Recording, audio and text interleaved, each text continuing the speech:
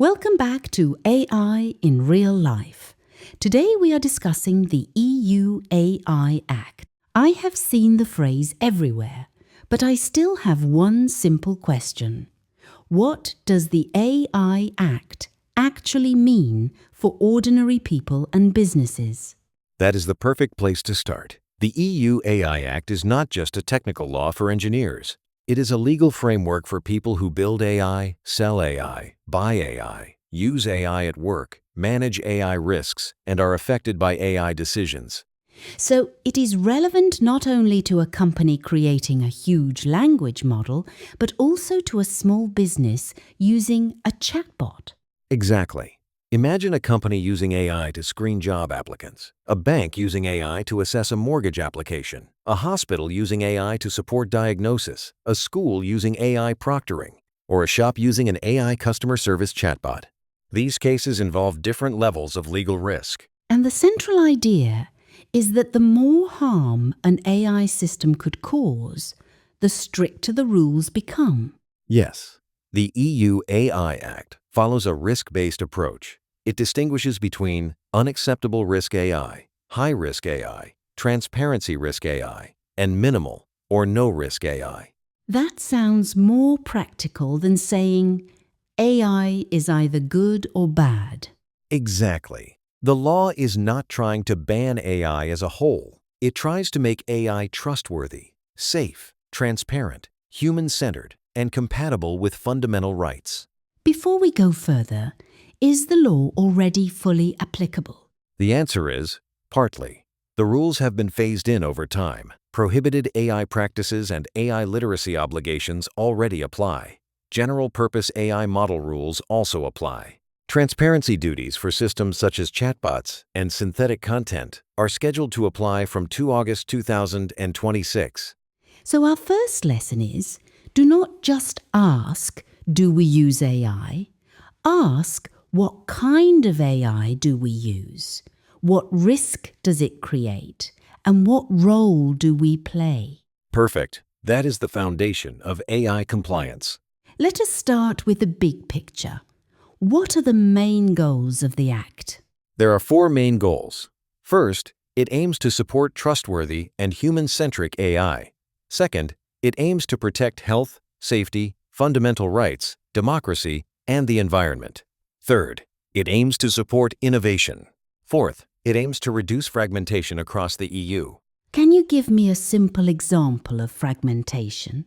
Imagine a German company develops an AI tool to help hospitals prioritize emergency patients. Without harmonized rules, it might have to follow very different AI compliance requirements in Germany, France, Spain, Italy, and Poland. So the AI Act is partly about rights protection and partly about creating legal certainty. Exactly. The AI Act seeks to balance innovation with the protection of health, safety, and fundamental rights. It also aims to create a level playing field across the EU market. Let us go through the famous risk pyramid. What is unacceptable risk AI? Unacceptable risk AI refers to practices the EU considers incompatible with fundamental rights or human dignity. These are prohibited, not merely regulated. Examples include harmful manipulation, exploitation of vulnerable people, social scoring, certain forms of biometric categorization, and emotion recognition in workplaces and educational institutions. What would harmful manipulation look like in real life? Imagine a mobile game using AI to detect that a child is emotionally vulnerable and then repeatedly pushes expensive in-app purchases at the exact moment the child is most likely to give in. What about social scoring? Imagine an employer, landlord, or insurer building a score that judges a person's social worth based on behavior, lifestyle, online activity, or perceived character. Automatically rejecting people with a low social reliability score can create unfair exclusion. And what is high-risk AI? High-risk AI is not automatically banned, but it is heavily regulated. Common high-risk contexts include biometric identification, critical infrastructure, education, recruitment, credit scoring, insurance pricing, law enforcement, migration, justice, and medical devices. So, an AI system that recommends songs is not treated the same way as an AI system that decides whether I get a job or a loan. Exactly. An AI recruitment system can influence your income, career, and future. Then what is limited risk or transparency risk AI? These systems are usually allowed, but people need to know that they are interacting with AI or seeing AI-generated material. A customer service chatbot is the classic example. And minimal risk AI? Minimal or no-risk AI includes ordinary systems such as spam filters or basic recommendation tools. Other laws may still apply, but the AI Act does not impose the same heavy duties. Sometimes companies call every software feature AI. Does the AI Act apply to every automated system? No. Marketing something as AI-powered does not automatically make it an AI system under the law. The key question is whether the system operates with a degree of autonomy and produces outputs that influence environments. Can you give examples? A spreadsheet adding up expenses is not AI. A system that learns from historic data and predicts defaults may be AI. A thermostat with one schedule is not AI, but a smart heating system that adapts energy use based on prior outcomes probably is. And then we must identify our role. Yes. Key roles include provider, deployer, importer, distributor, and authorized representative. Let us use a real-world example. Imagine a U.S. company builds an AI hiring tool. A German company buys it and uses it to shortlist job applicants. The U.S. company is likely the provider. The German employer is the deployer. If the German employer modifies the system and sells it, it may become a provider too. So a company cannot avoid responsibility by saying, "We only customized it a little." Correct. If the customization is substantial or changes the intended purpose, it can change the system's risk classification and legal responsibilities. One thing I find especially interesting is AI literacy. Many people think training is just a nice extra. Under the AI Act, AI literacy is much more than a nice extra. Providers and deployers must ensure that people using AI on their behalf have a sufficient level of AI literacy. Does that mean every employee must become a machine learning engineer? No. AI literacy should be appropriate to the person's role, experience, education, and context. A marketing intern using an AI writing assistant needs a different understanding from a doctor using diagnostic software. So what should an employee understand? At a basic level, employees should know when AI is involved, what it can and cannot do, risks of bias or error, when human review is needed, handling confidential data, escalation procedures, and reporting incidents. Could you give a simple workplace example? If employees use a public generative AI tool to draft customer emails, training should warn against pasting confidential contracts or HR files into external AI tools and require review for errors or inappropriate language before sending AI-generated text. That sounds obvious. But many people still forget. Exactly. AI literacy helps turn compliance principles into daily behavior. AI literacy is role-specific, risk-sensitive, and context-dependent. What governance structure should a company build? A practical model has 3 pillars: tailored AI literacy training, legal compliance procedures, and organizational measures like policies, approval processes, incident reporting, and oversight. Many companies appoint an AI officer or governance committee. Now, let us imagine that a company develops a high-risk AI system. What does it need to do? Think of a high-risk AI system as a product needing a documented safety and accountability framework. The provider must address risk management, data governance, technical documentation, logging, transparency, human oversight, accuracy, robustness, cybersecurity, conformity assessment, CE marking, database registration, post-market monitoring, and incident reporting. That is a long list. Can you explain it through one example? Let us imagine an AI tool for hospitals to prioritize emergency patients. The provider must define intended purpose, identify foreseeable risks, ensure reliable data governance, provide technical documentation, and clear instructions for use. So the AI should not just show a red, yellow, or green result without explanation.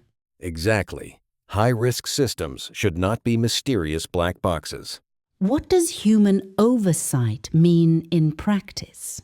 People must have real authority to supervise the system, understand warnings, challenge or override outputs, and stop the system when needed. Human oversight is not meaningful if a worker simply clicks "approve" hundreds of times without enough knowledge or authority. So a human must not become a rubber stamp. Exactly. Human oversight must be meaningful, not merely symbolic. And what happens after the system is launched?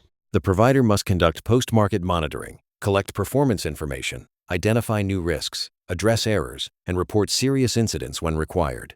What about the company using the high-risk AI system? For example, a bank buying a credit scoring tool. That company is a deployer and has serious responsibilities. It should follow provider instructions, assign trained human oversight, monitor performance, retain logs, report incidents, and inform affected individuals. Certain deployers must also conduct a Fundamental Rights Impact Assessment, or FRIA. What is a FRIA in simple terms? A FRIA asks, who may be affected? How could the AI harm their rights? What risks exist for discrimination, privacy, dignity, access, or fairness? What oversight and complaint channels are available?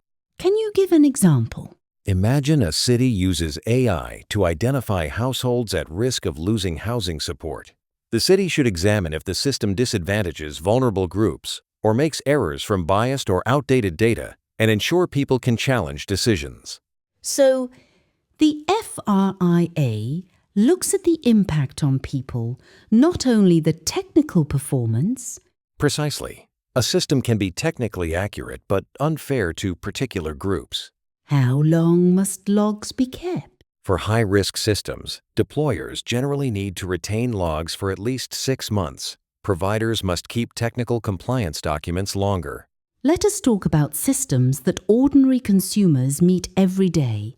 Chatbots, AI images, AI voices, and deepfake videos.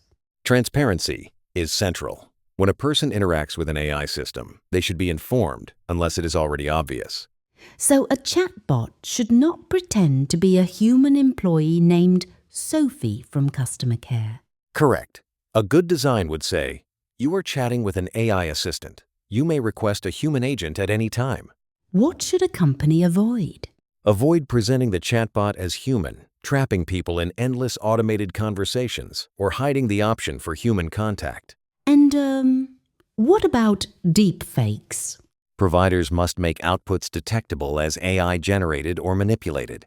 Deployers should disclose when content is artificially generated or manipulated. Give me a daily life example. A cosmetics company creates a video of a famous actor endorsing a product using AI. If the video is synthetic, viewers must not believe it is a genuine statement. What about a comedy video? For satire or creative works, the disclosure can be clear but proportionate, so as not to ruin the experience. And AI written news?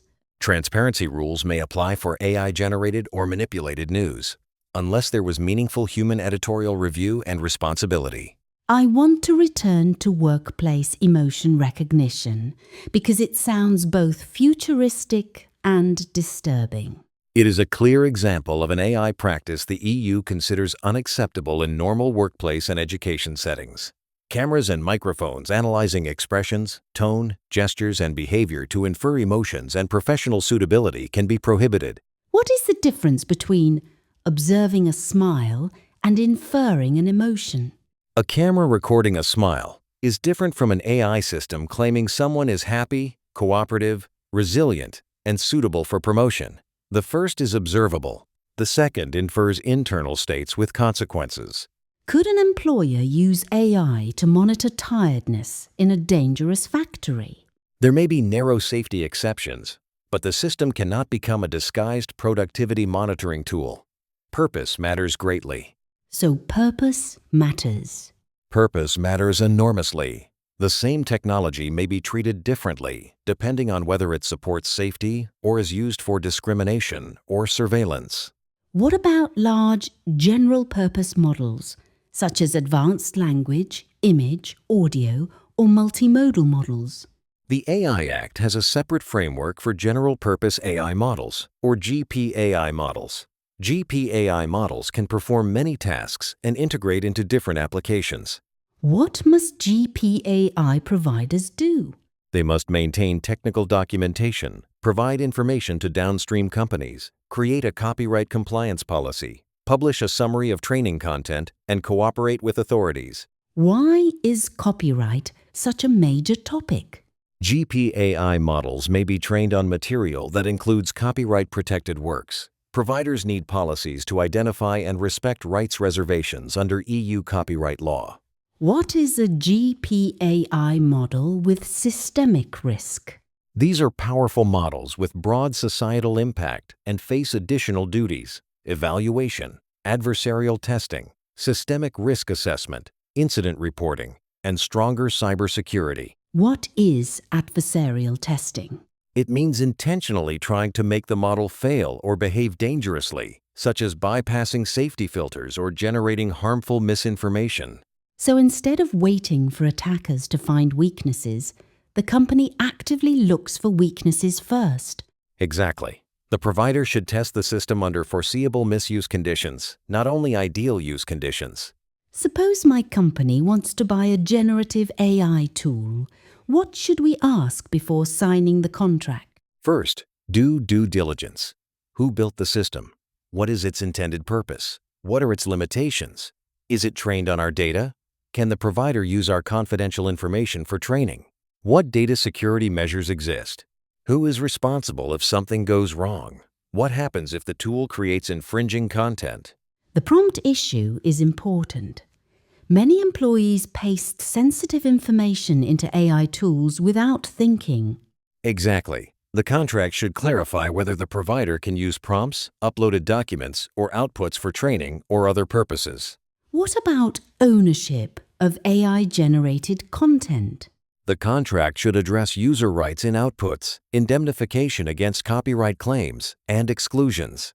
For example, indemnification applies only if the customer used the system lawfully and did not deliberately ask for a celebrity lookalike. So a company should not assume that AI generated it means we automatically own it and can use it freely.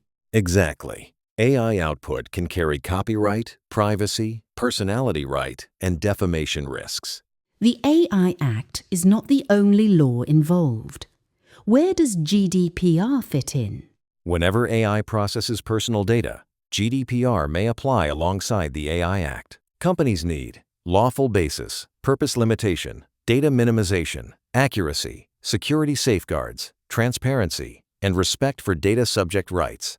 Can you give a simple example of purpose limitation? If an employer collects video interview recordings to assess candidates for a job, using those later to analyze emotions or private life would be a major expansion of purpose and may create legal problems.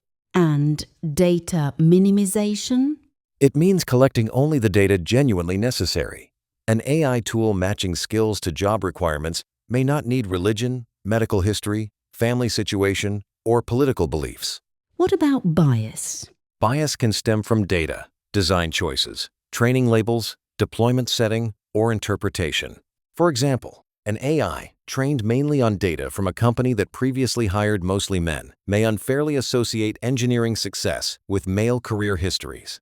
Even if nobody tells the AI to discriminate. Exactly. Discrimination can arise indirectly through biased patterns. Companies must test outcomes, document mitigation measures, use representative data, and include diverse perspectives. What cybersecurity risks are particularly relevant for AI? Risks include data poisoning, adversarial inputs, model extraction, model inversion, unauthorized access, and insecure integrations between AI systems and business tools. So cybersecurity is not just about passwords. Correct. AI security is about protecting data, models, interfaces, decisions, and the wider system environment. People often say that AI systems should be explainable. But what does that actually mean? Explainability does not mean revealing every line of code. It means providing enough information for users, deployers, authorities, and affected persons to understand the system's role, capabilities, limitations, relevant risks, and the basis for decisions. Can you give a bank example? If a bank refuses a loan using high-risk AI, the explanation should help the person understand factors like debt-to-income ratio or payment history and offer human review. That is much more useful. Exactly. The aim is not merely to provide a legal notice. The person should be able to understand and seek redress. And human oversight means someone can override the system? Yes. Human oversight includes trained staff, escalation procedures, dashboards, the ability to pause or stop the system, override outputs, review errors, and test edge cases. What is an edge case? An edge case is an unusual but important situation not often represented in data, such as rare diseases, unusual legal documents, or atypical conditions. So good AI governance asks not only, does this work most of the time, but also, how does this fail and who is harmed when it fails? Exactly. Let us apply all this to HR. AI used for recruitment, candidate selection, promotion, termination, or performance evaluation is often high risk. Employers need to assess risk level, consult representatives, inform employees, check for discriminatory outcomes, ensure human review, and avoid excessive data use. What would be a bad example? A company uses AI video interviews scoring applicants based on eye contact, tone, accent, perceived confidence, and cultural fit, but never checks for bias against neurodivergent applicants or non-native speakers. The hiring manager treats the score as final. This situation raises bias, transparency, oversight, and data concerns. What is the lower risk version? A customer service chatbot answering parcel or return questions is lower risk, but should identify itself as AI, respect privacy, avoid misleading answers, and provide a route to a human agent. What about personalized ads? Marketers should avoid manipulative or discriminatory AI use. Targeting financially stressed people with aggressive credit ads may create serious concerns. What about banks and insurers? AI for creditworthiness or insurance risk assessment is generally high risk. Banks must examine fairness, transparency, oversight, and challenge options. AI for fraud detection is not automatically high risk, but other requirements may still apply. Let us talk about the most sensitive areas. Healthcare is highly sensitive. AI errors can affect diagnosis, treatment, and patient safety. AI-based medical devices may be high risk and must comply with medical device law, GDPR, and ethics approvals.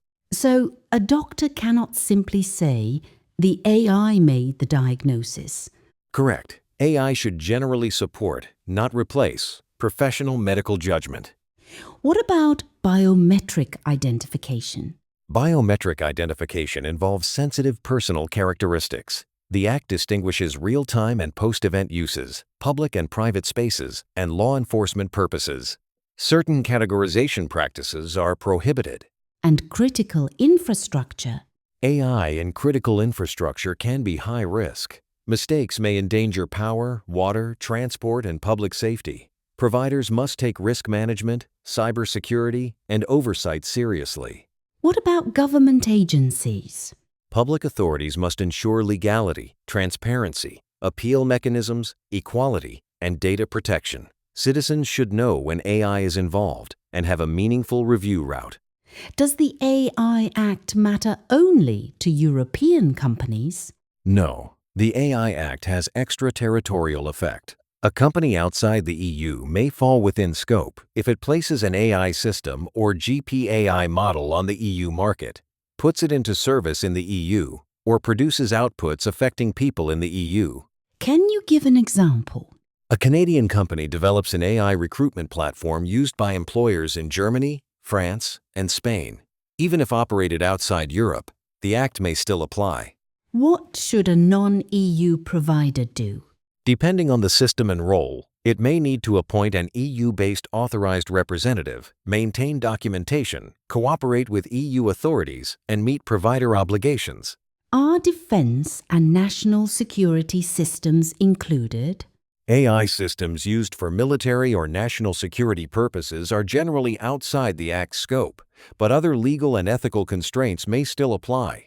Let us end with a practical business problem. What happens if a hospital buys an AI medical tool and customizes it for its own patients? If the hospital configures within the provider's instructions, it may remain a deployer. If it modifies the system substantially or changes its intended purpose, it may become a provider, taking on more responsibility. And then it takes on much more responsibility? Yes, provider duties can include conformity assessment, documentation, quality management, CE marking, registration, instructions, monitoring, and incident reporting, integrated with medical device rules. What is post-market monitoring in this context? It means continuously analyzing how the system performs after deployment. If accuracy drops for certain patient groups, the provider must detect, investigate, mitigate, update, and report incidents. So compliance is not a one-time checkbox before launch. Exactly. AI compliance is a life cycle obligation, not a launch day obligation. We have covered a lot. Can we finish with a simple test that people can use at work? Absolutely. Before using, buying, building, or customizing an AI system, ask 5 questions. What does the system do? Who is affected? What is the risk level? What is our role? What safeguards do we need? So the final message is not, do not use AI.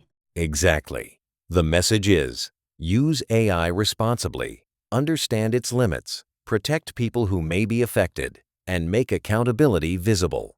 Let me try one final summary. The EU AI Act is based on risk. Some AI practices are banned. High-risk systems need strong safeguards. Chatbots and deepfakes require transparency. GPAI providers have special duties.